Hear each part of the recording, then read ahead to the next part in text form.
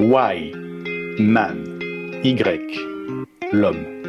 Et Dieu créa Adam, un Z qui commence par créer un A à son image en lui donnant un chromosome Y et un chromosome X. L'image représente un homme assis sur un canapé d'un orange vif, presque incandescent, couleur qui attire et dérange à la fois. Il porte un t-shirt bleu clair et un jean bleu foncé, serré par une ceinture massive. Des lunettes teintées d'orange, inhabituelles, voilent son regard. Sa posture est large, jambes écartées, une main posée, haut sur la cuisse, attitude de pouvoir, de possession.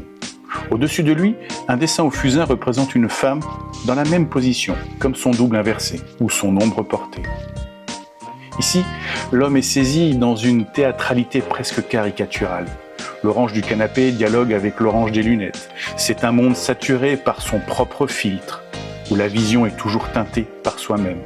Le modèle adopte une posture qui convoque autant la virilité stéréotypée que la représentation sociale du mâle dominant contemporain.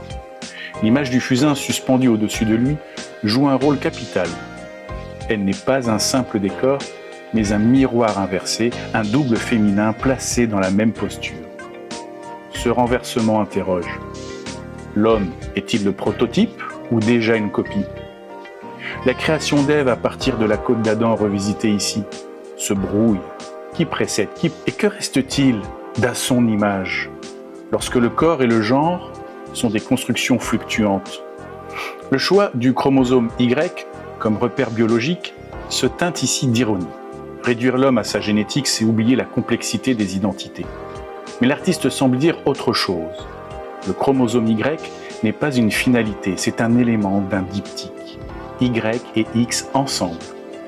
La présence graphique de la femme au fusain rappelle que l'homme ne se définit qu'en relation, en tension, parfois en opposition avec l'altérité.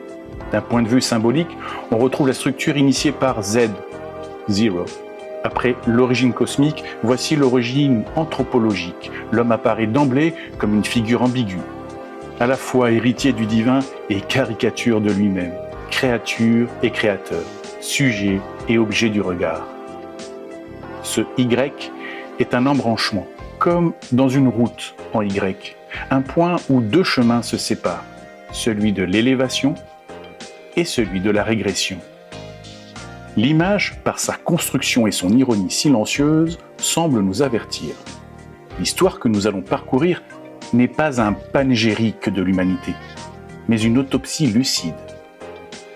L'homme est placé sous son propre portrait inversé, comme s'il vivait déjà sous le poids de son double manqué.